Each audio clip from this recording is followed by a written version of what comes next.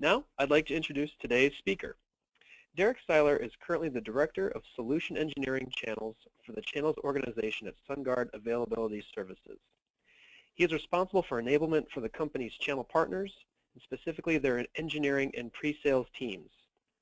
Derek also oversees a team of solution engineers who are dedicated to expanding their sales reach by training and developing partners to understand how to position SunGard AS cloud and cloud recovery services in their customer base.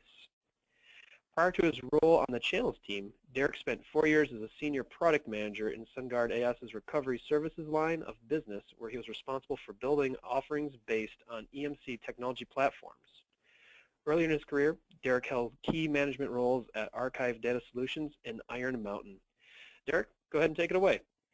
Oh, thank you very much, Sam, and thank you, everybody, for taking some time out of your busy schedules to join this webinar. And for the introduction, thank you. My name is Derek Seiler. Happy to be here. Just to give a brief primer of who SunGard Availability Services is, as I shouldn't be presumptive to automatically assume everybody knows, but we are a premium provider of cloud services to organizations around the world. We service about 95% of the Fortune 100. Our principal product portfolio is cloud hosting, co-location, where clients would have dedicated IT infrastructure stood up in our environment. We offer consulting services around migrations to the cloud, business continuity planning, things of those nature. And then, of course, what SunGard is most known for, which is disaster recovery services, cloud-enabled, in this case, disaster recovery services. And that's going to be the focus of what this webinar is about. We have thousands of customers globally, and our revenues annually are just around $1.3, $1.4 billion. Anyway, so the focus of this presentation would be to prospective partners that are thinking about bringing on SunGard as a potential partner to round out their technology portfolio and to be able to provide cloud recovery services to your clients. I would like to talk a little bit about what those are, right? How we define cloud recovery, or sometimes that's called disaster recovery as a service, DRaaS. Sometimes that's called recovery as a service, RaaS. Gartner now recognizes it in its own quadrant for cloud services, and we're considered the premier provider within that quadrant. So I want to define what that is. What are some of the questions to uncover these opportunities in your client base? Where's the partner value in that, meaning that if you were to sell these services, how does that bring value to your gross margins and expand your portfolio?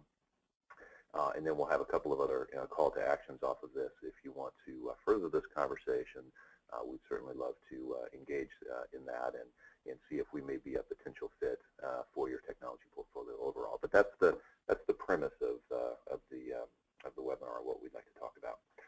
So that's the topics, right? We're going to start with just a definition of what RaaS is and how you can help your clients build an effective business continuity strategy, how to start that conversation, the value proposition, and just a little bit of a snapshot, a high level of what SunGard Availability Services does.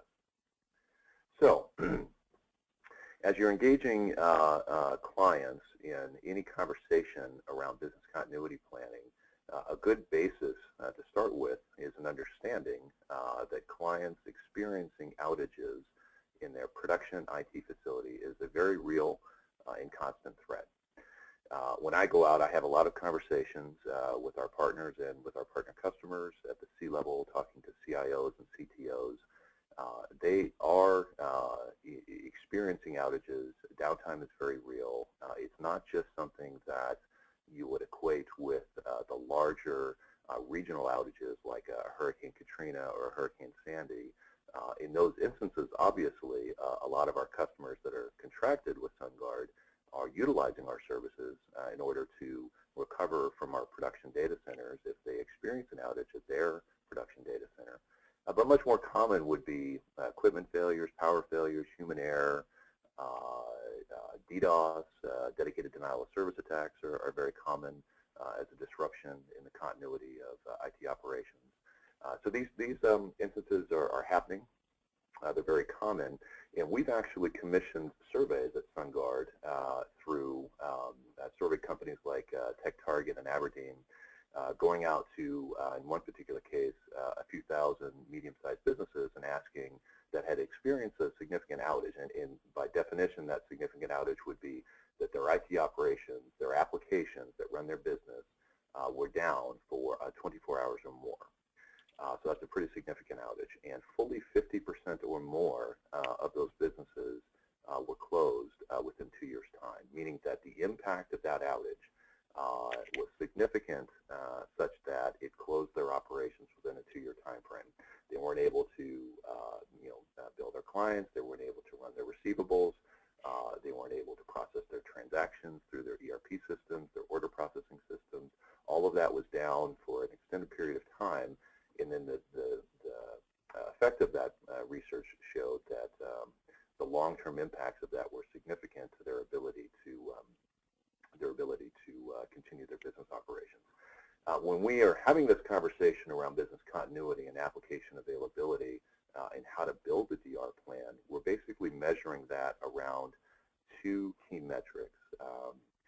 That's recovery time and recovery point. And just to explain that real quick, recovery time is an industry metric in the DR industry and the cloud services community that basically measures how much downtime that particular application can afford before it's a threat to the business. And 0 isn't always the answer, by the way, right? You can build your IT operations for an RTO of 0, but you're having some very expensive, very redundant infrastructure and technology in place to effectively capture 2 snapshots of your business applications in real time.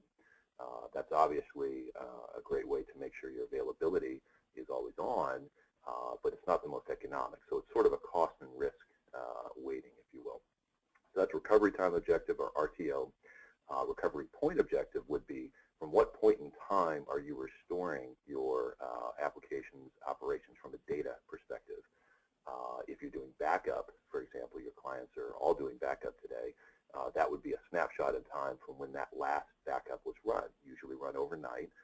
So that would be an RPO of maybe 12 to 24 hours. So if they experience an outage and they had to restore from their backup, their RPO would be something in the 12 to 24-hour range. We have a variety of products that can cut that all the way down to as near as 4 hours, and we'll talk about that a little bit as we get into more of the presentation. But when we go out and we have a DR conversation with clients, we're basically asking them, how are they tiering their applications, meaning how critical are certain applications to the function of the business.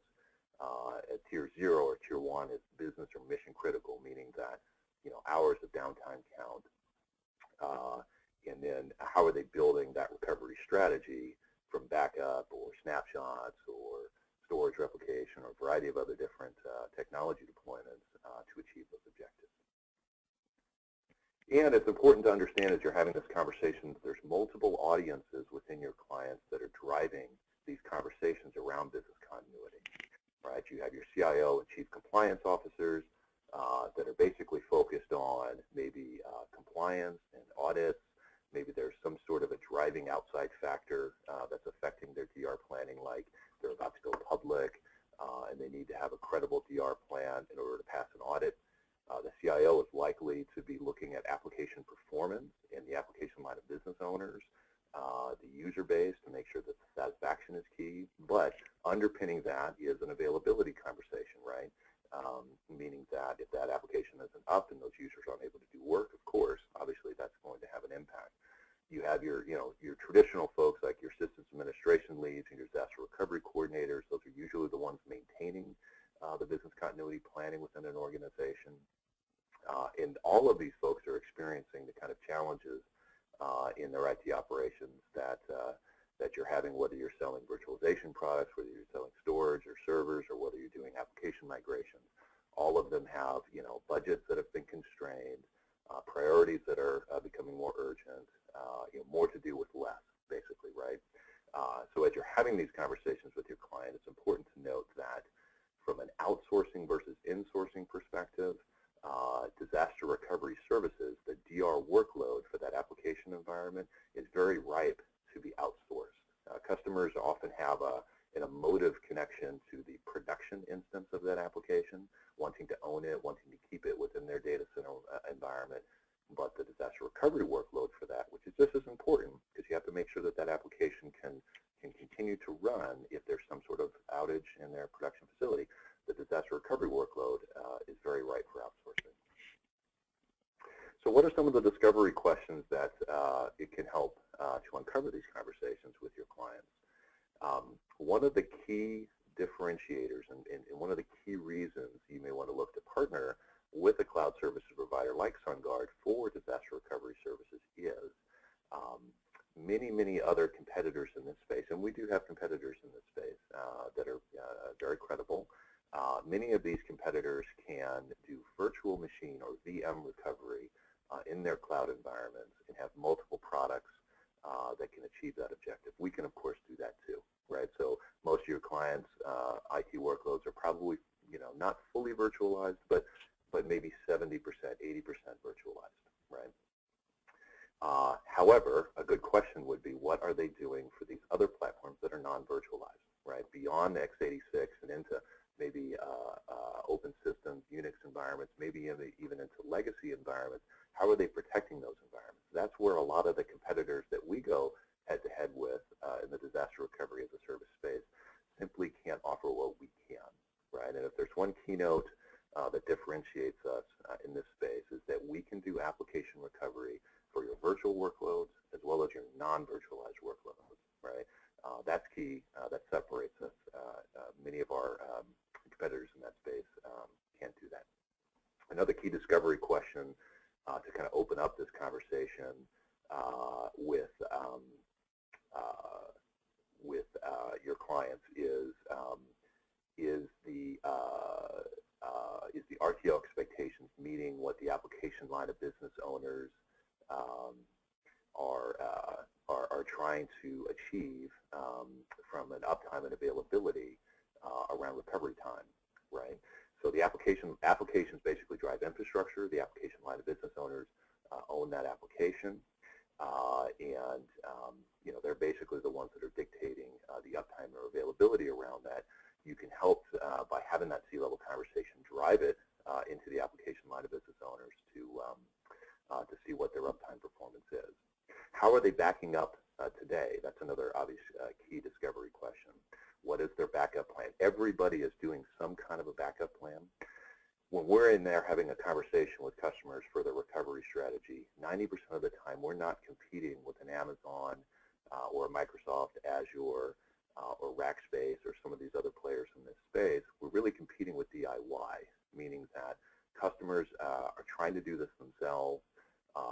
They're maybe not meeting their RTO and RPO objectives, and they have some sort of outside stimuli like an audit that's coming up that's kind of driving that change around it.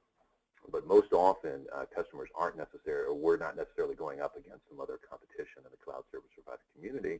We're really going up against customers that are, insourcing their own disaster recovery and business continuity and backup, right?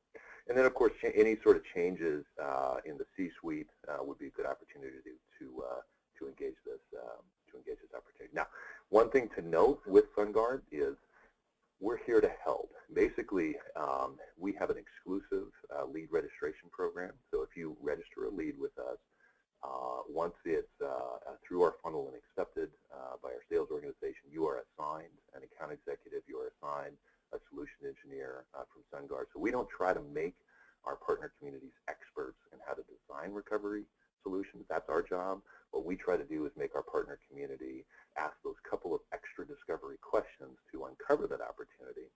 Once it's been registered and sent over to us,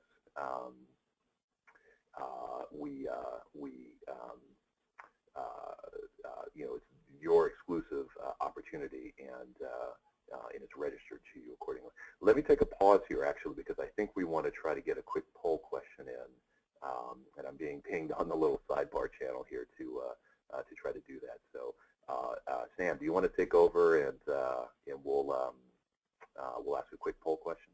Yep, absolutely. We'll launch that poll. First poll question we're going to go with today: are you selling cloud recovery to your customers today?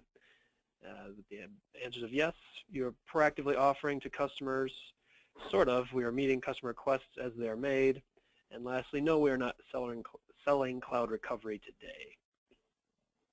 So we'll leave that open for 25, 30 more seconds, let everyone get a chance to cast their vote.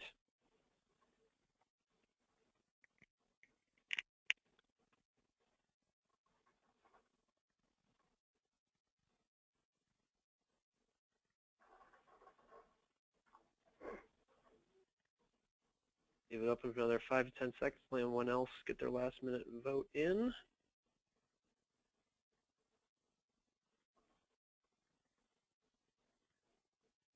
Okay. So the audience of 43% yes are proactively offering to customers, and then 29% each are sort of and are not selling cloud recovery today. Okay, great. Good to know. Good to know. So it looks like almost half of the audience is offering some sort of cloud-based recovery solution to the clients today. That's great. And hopefully we can share with you, how we may be a good addition to augment what you're doing, because we are recognized as a leader in that space. Anyway, we'll get this so going back to you into, oh, thank you. Yeah, so you can transfer me back over. Thank you. Yep. So going back into the keys of the presentation here. So those are a couple of the discovery questions that kind of help you open up that conversation with your client. Now, one of the things that I'm asked frequently when I go and do these presentations is how do you differentiate from the commodity cloud providers? And commodity cloud providers is basically code for one word that everybody knows, right? How are you differentiated from Amazon? The proverbial 800-pound gorilla in the room, if you will, they've done very, very well in the cloud space and have moved from kind of the test dev and entry levels into the enterprise, all the way now into having very high-level enterprise conversations with clients. They have a very affordable, very elastic, highly scalable product. How do you sell against Amazon, right? I'm asked that continuously. Well, there's a couple of different reasons why customers are coming to SunGard versus an Amazon. Amazon is going to be a very good solution for a fully virtualized environment where the application line of business owners are fully comfortable driving their own infrastructure decisions. But when that application goes through its maturity cycle, it's out of test dev, it's out of UAT, it's now becoming a revenue generating application for the business. The sprint development is done and it's now kind of moved over into a steady state. The questions that start to ask yourself is, well, if there is an outage, and Amazon has outages, by the way, how are you ensuring the uptime and availability of that? And there's a couple of kind of key questions that you can ask. Since we're an availability company, and that's the focus of what we do and our specialty, we're going to do certain things like assure a 99.95 uptime on our clouds. Well, Amazon does the same thing. You could say Amazon has a 99.95 uptime on their cloud too. So what's the difference? The difference is we're going to take that availability agreement with our clients down to the individual virtual machine layer, right? Where an Amazon or another commodity cloud provider, they're basically building any sort of an SLA around uptime based on a zone or regional availability. So you could have a use case where you have a couple of hundred virtual machines in a regional zone for Amazon to fail, right? Including all, say, 100 or 200 of your clients' VMs. However, that zone is still up. It can still be pinged. It can still be accessed.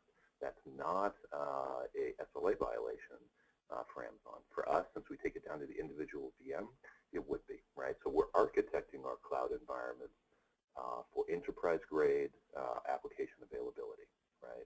Whereas Amazon is architecting its cloud environment for low cost and elasticity, right? So it's basically just a bit of a difference in terms of what's the application maturity, what's the application criticality to the business. When we find that it's more critical, when we find when that application is more mature, we find that customers are choosing us over some of the commodity cloud providers. And the commodity cloud providers, it's truly a DIY experience. Backup, recovery, failover, failback, all those sorts of things are add-ons to a core price bundle. When you truly do an apples-to-apples comparison and you say, what is SunGard doing in their cloud environment, what is Amazon doing in their cloud environment, and you make it a true comparable, all that price differentiation starts to fall away, right? And of course, we can support hybrid environments, right? Probably the keynote differentiation that I started right up front, which is for your fully virtualized workloads, that's great, but what if you have application interdependencies? Your client has application interdependencies between their virtual workloads and maybe some AS400 that's running their transaction system. We can provide a hybrid solution where maybe we co-locate that iSeries as well as supporting some of their web-based, their web tier in our cloud, right? They just simply can't, you don't have that breadth of offering with a commodity cloud provider. So when we get in there and we win in that enterprise space, these clients have hybrid environments. They have a mix of open systems and legacy applications that are still vital to the business and absolutely integral, and they don't want to migrate them to a fully virtualized platform for a variety of different business reasons. That's where we differentiate, and that's where we win. We can also do the people recovery as well, right? So we look at recovery a bit more holistically than some of the commodity cloud providers, which are basically just going to take a snapshot of a VM, replicate it to a second site, and then bring that up at time of test, which is all customer driven. We're asking our clients questions of, okay, how are you going to get your people where they need to be in the case of an outage? We offer things like our work group, which is a physical location to work to interoperate with your now restored production environment in the event of an outage, right? So you'd be running your production on our floor. You have physical places these people can work. So we tend to look at recovery a bit more holistically. Okay, the next slide here just talks about a particular deal instance and the value of that deal. I'm going to go through this real quick, and then I'm going to pause because we have another poll question. But before we go into that poll question, let me just talk a little bit about what we're saying here. So I'm not sure the composition of our audience, if you're in the virtualization space, if you're a traditional reseller of IT hardware, but this particular use case is looking at a typical high-end computer server deal. This could be Dell servers, it could be Cisco UCS, it could be HP, it could be whatever, right? In this particular case, but basically the purpose, of this slide would be to show you the value of adding recovery as a service onto the end of that deal. What does it do in terms of an amplification or magnification of your infrastructure deal, right? So in this particular case, we're looking at 8 blades with some attached network and storage with a resale value of approximately $70K. And as you guys are all business owners, let's say you've got a good sales rep that gets about 10 to 12 points GP on that deal. So they've netted about 10K in gross margin on that opportunity. And you look at those 8 blades, let's say about 4 of those blades are going to go for test dev, 4 blades are going to go into the production environment. You're hosting about 25 virtual machines per blade, total of 96, right? This is going to support a mission critical application, right? So that's going to need some kind of a DR strategy behind it. You add our Recover to Cloud, which is our disaster recovery as a service product. You add that our Recover to Cloud to that infrastructure sale. You're going to be looking at an incremental value in that deal of approximately $2,400 per VM over 3 years. That's a 3-year price. That's not a per month price, right? It breaks down to about $75 to $100 per VM per month, or an additional $230,000 in total contract value. If you're a referral partner, there's a couple of ways you can do business with us, either referral or you could resell, meaning you hold the paper and we sell to you, you sell to your customer. If you refer that opportunity and get a 10% referral fee, you've just augmented your 10K in gross profit by an additional 23K, right? So you've effectively tripled the size of your deal overall just by adding the proverbial "do you want fries" with that question, right? Of how are you going to restore that environment if it's subject to an outage. If you hold a paper on it, and typically our resale margins allow you to enjoy about a 20% uplift on that. That's an additional 46K. So now you've just increased it about 4 or 5-fold, right? So that's just to kind of give you an idea. In And this isn't necessarily, budget busting stuff, right? This is stuff that, your customers are going to have to plan for. They're going to have a DR plan for whatever that application is that's going to be hosted in this environment you're selling this infrastructure to. Anyway, so that just gives you a little bit of a primer of some of the value in adding our services onto to a typical infrastructure sale. Let me pause there, give it back over to Sam to conduct our second poll question. All right, thanks, Derek. So poll question number 2, are you looking to add a cloud services provider vendor to your portfolio in 2016? Yes, no, not sure yet.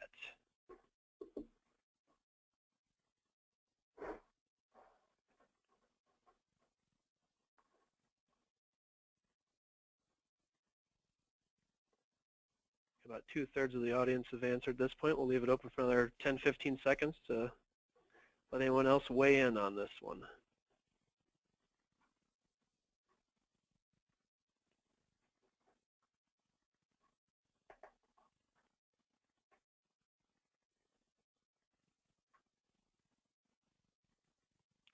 Okay, so it looks like 33% of the audience are planning to add a cloud services provider, 11% are not, and 56%, the vast majority, are not sure yet. Okay, good to know. Good to know. Thank you, guys. Hopefully, we can continue some of these conversations beyond this. We'd certainly love to do that. So, okay, getting back into the presentation here.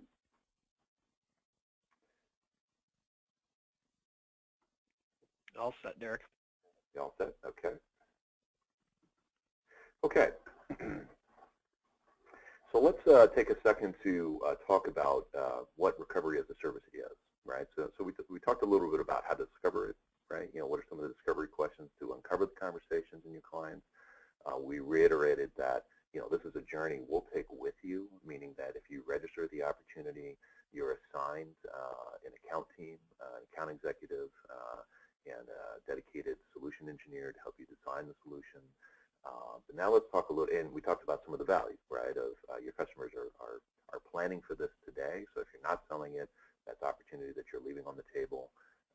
If you are selling it, hopefully we'd like to show you, how we've got a potential better or maybe augmented fit for your portfolio. Now let's talk a little bit about what it actually is. I like this particular slide because it breaks down a recovery strategy into pretty fundamental, pretty elemental information bites, right? So any sort of a backup and recovery plan is going to start first and foundationally with protecting a copy of the customer's data, right?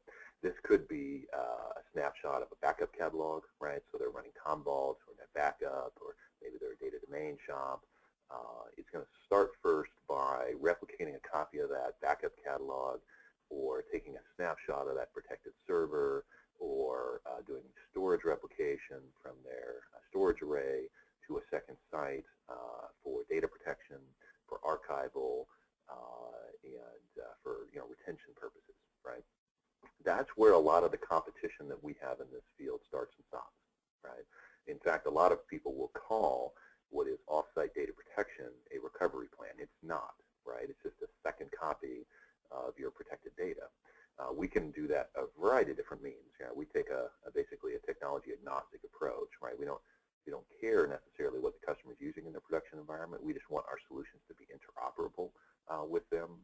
So if they're a NetApp shop, we have NetApp storage in the cloud. If they're an EMC shop, we have EMC storage in the cloud. If they're using NetBackup as their backup, we can interoperate with that. But it starts first by capturing a copy of that data. Where we separate is we're not just going to ensure that data is available and accessible in time of need. We're also going to restore the compute environment that makes that data relevant, right? Because data doesn't run our businesses, applications run our businesses. And we need to make sure that that application is up and running with the data attached so that your users, your client's users can get back to work. And again, just to hit that keynote differentiator of us within this space, we can do that system restore, that application restore for both physical environments as well as virtual environments. The third box, manage my recovery, is basically we can take it even a step further, which is we can ensure the people recovery. We've got physical work group seats that a client can send their database administrators and systems administrators to actually physically work if for some reason their operations and their IT facility is completely inaccessible. And we can even turnkey take over the recovery planning for a client on an ongoing basis. So important kind of note with this third box around managed recovery, the most important reasons why your client's recoveries fail. In most DR planning that's done in source is experiencing some kind of failure. It could be a systemic failure, meaning they're not meeting an audit requirement, or it could just be that they're not restoring their applications within a backup window, and they're not really thinking about application tiering and stuff like that. Most of the reasons these are failing is because of changes in their production environment, right? The production environment is not static. It's constantly changing. And if those changes, those OS updates, those patches and so forth, if all of that's not captured in their run books, which is the Bible, if you will, of their recovery procedures, if that's not reflected in their run books, then when they go to restore, they're going to be restoring off of some snapshot of time that's dated, right? And they're going to be experiencing delays in their recovery procedures. That's the number one reason that these recoveries fail, right? The technology, what we found as being leaders in the recovery space, the technology usually does what it's supposed to do. The reason that these recoveries fail is more the people in the process. Anyway, this just gives you a kind of a quick snapshot of the basic technologies that we deploy to get the job done, right? So again, when I talked about how we have this conversation with clients around their DR strategy, it's really a conversation around two metrics: recovery time and recovery point, right? And we can deploy a variety of different technologies that do the data movement, that do the systems restore, that even completely manage the recovery, the testing, all of it. We can do that at server snapshots, right? So that would be, a tier 1 application that has an RTO and RPO of under 4 hours, and maybe they want a snapshot of that environment done as frequently as every 15 minutes, right? We can do that for very critical application environments using server replication. For larger environments, we might replicate it from the storage array. We can even deploy disk-based backup for more operational restores. Sometimes we're mixing and matching these two, by the way. And we can even deploy tape, tape out services for even more long-term and archival. Tape isn't necessarily dead. It's very good in certain applications when that data can be a bit more dormant. But we're basically using the technology medium, the data mover, if you will, that's going to be most appropriate based upon what are the recovery time or recovery point objectives for that application. And this slide here just says, a good way to have this conversation foundationally with your clients is by speaking of application tiering, right? And basically, application tiering is just weighing a risk versus cost, right? You could have a tier 0 environment for all of your applications. You're just way overspending on backup and DR, right? Because basically what you're doing in that kind of a scenario is you're doing some sort of synchronous or asynchronous replication between two dedicated infrastructure stacks that are maintaining that application environment. That may be appropriate for certain applications. I've yet to meet one organization where that's appropriate for all of their application environment. It's just simply a misallocation of IT resources, right? Conversely, tier 3, best commercial efforts, kind of we get to it when we get to it, right, is not appropriate for something that might be their transaction system, for example, right, because they're not down, they're not taking orders. Say they run an online web store, for example, right? The application line of business owners and the marketing teams in charge of that could probably tell you how much retail transactions they book per hour. Well, every hour of downtime, it's simple math, right? You could add up what that is costing the business. So, tier 2, tier 3 application tiering for that environment would be inappropriate. We would have to use a technology that's going to bring them up much, much quicker than 24 hours or greater. This here just talks a little bit about the portfolio of services. We like to position ourselves by saying that we sell fully recoverable production services. So even though most customers know SunGard as a recovery company, Actually now the preponderance of our revenues are associated with hosting clients' applications in our cloud or in our data center in a dedicated capacity. So we got our start in the recovery business, but we're actually now, much more of our revenues now are associated with hosting clients' production applications in our cloud. And we're not the one cloud fits all type company. We're not, similar to an Amazon or an Azure or a Rackspace in that regard. We really build purpose-built clouds. So we have a cloud for SAP landscapes, for example. If they've moved to HANA, we have a cloud that supports SAP HANA environments. We can do cloud recovery on those HANA environments, which again is a huge differentiator, right? As customers move to that in-memory database computing, how are they restoring those environments, right? We have recovery products surrounding that as well. But this is just a slide, so I make sure to mention that we can't host their production environments. We can migrate them into our cloud. If they run Oracle, for example, we've built a purpose-built cloud to host Oracle environments. That's all built on a dedicated Oracle Red Stack configuration. Basically with a combination of these two, right, being able to host their production environments, being able to restore those production environments, whether they're hosting on our floor or not, means that our value proposition to our clients ultimately is we can help you with fully recoverable production services. This is just a quick snapshot as we wind down the presentation. There's, I think, one or two more slides, and we'll open up for some questions. But this just gives a very quick overview of our entire portfolio. This obviously is a very truncated view of what we do, but you can see across the top here we've got purpose-built clouds for SAP and SAP HANA environments, for Oracle environments. We've got a variety of different managed clouds. A customer can have a fully self-managed cloud, so that's that Amazon-like experience. But most customers come to us for cloud, for our managed cloud environments, right, where we're managing up to the guest OS level. We're providing our uptime SLA all the way up to the virtual machine, as I mentioned earlier in the presentation, and we're really giving them an enterprise-grade cloud experience. That's why most customers will come to us for cloud. Underpinning all of that is the focal point of today's presentation, which is our cloud recovery suite, what we call Recover to Cloud, and the variety of different data movers that we can deploy to get that job done. I believe this is the last slide here. I think we have one final poll question that we're going to run, so I'll go ahead and cue Sam to take over, and then we'll wrap up. All right, thanks, Derek. Excuse me, the final poll question. Having attended this webinar, what is your intended next step? Nothing, you're just looking to get educated on the topic, conduct some more research on the topic and vendors in the space, conduct further research on SunGard, and speak with the SunGard AS channel representative.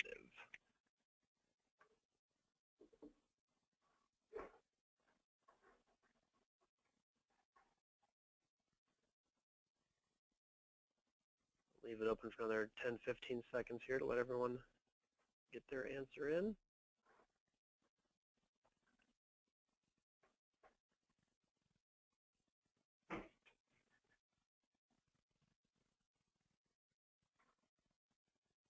All right.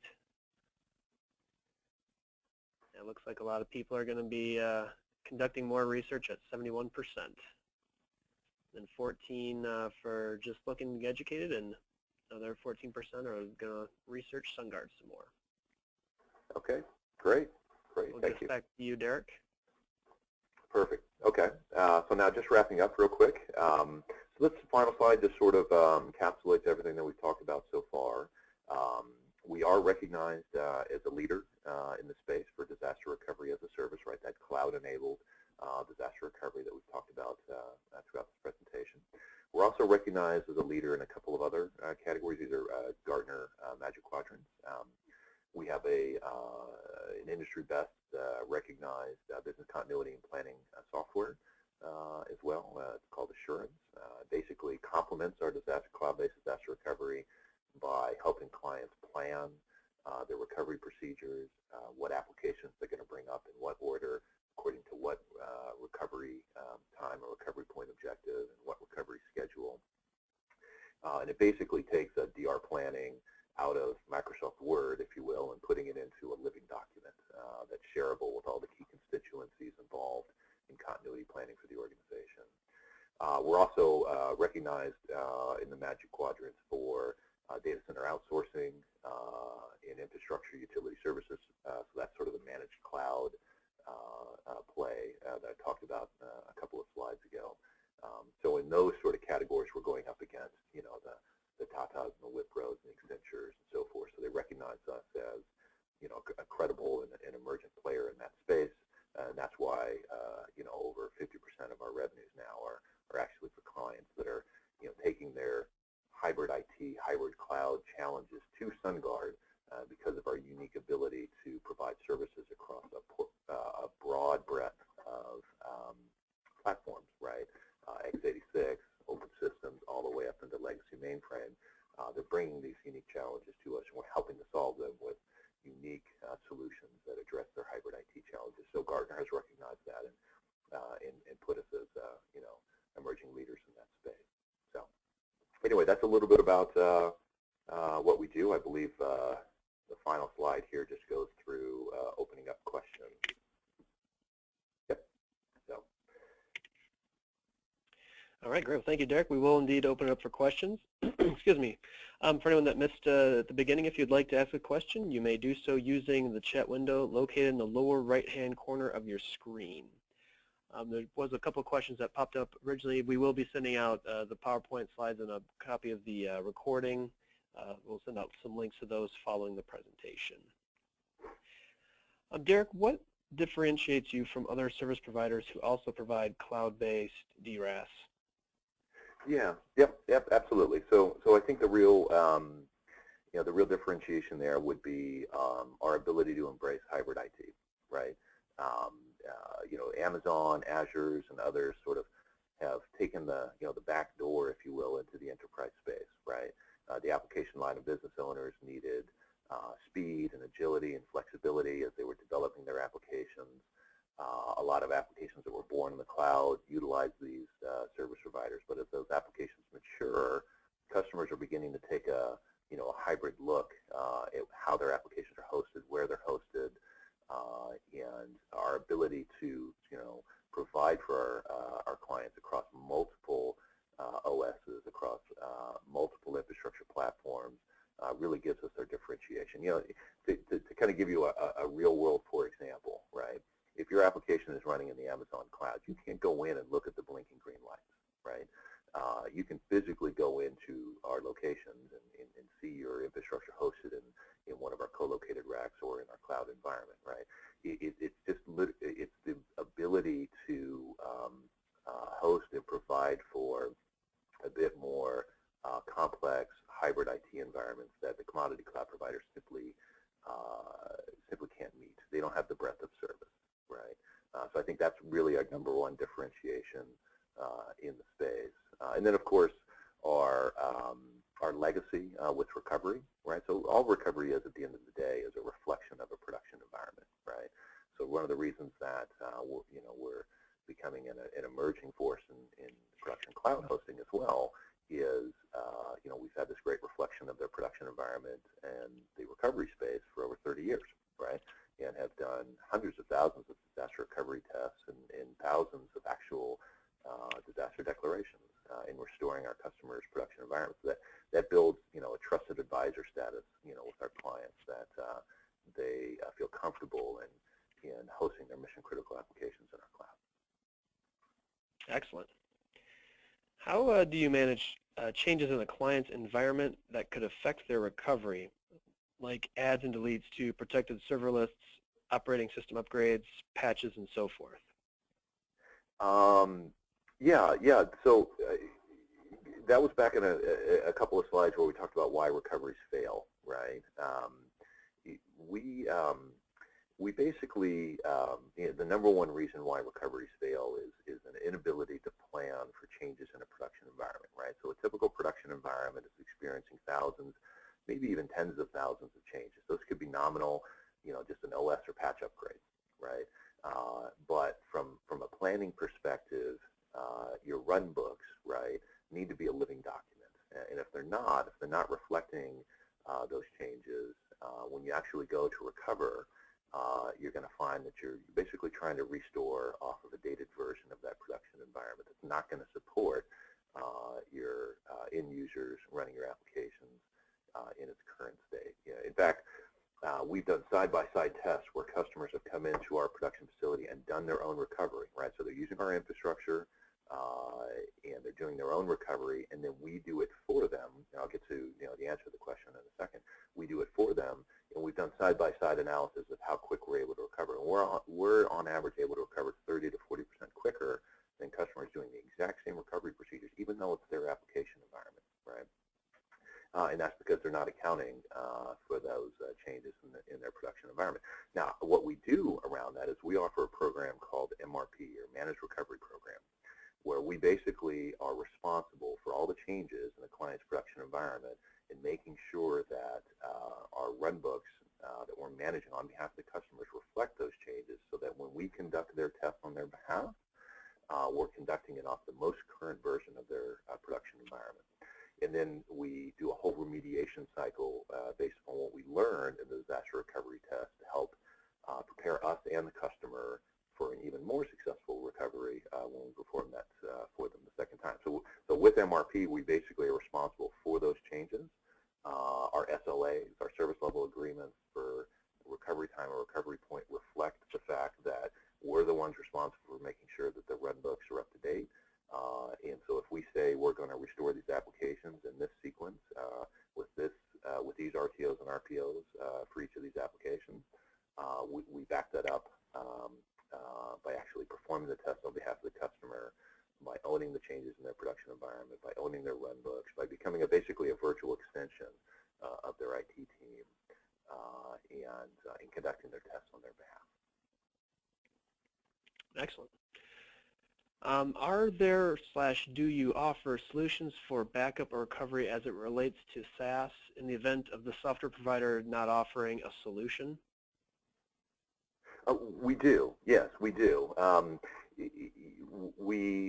long as that application environment is running on an x86 configuration, we have a recovery product that could potentially host that. We would have to have a conversation around what is the recovery time or recovery point objective for that SaaS environment. We have actually software as a service providers is one of our key verticals that we target for both our production cloud and our disaster recovery cloud offerings. So we're working with SaaS providers today. Some of them are running in our cloud. Some of them are running their own clouds and just simply fail over to SunGard in the event of a disaster. But yes, from a vertical perspective, that's one of our targets.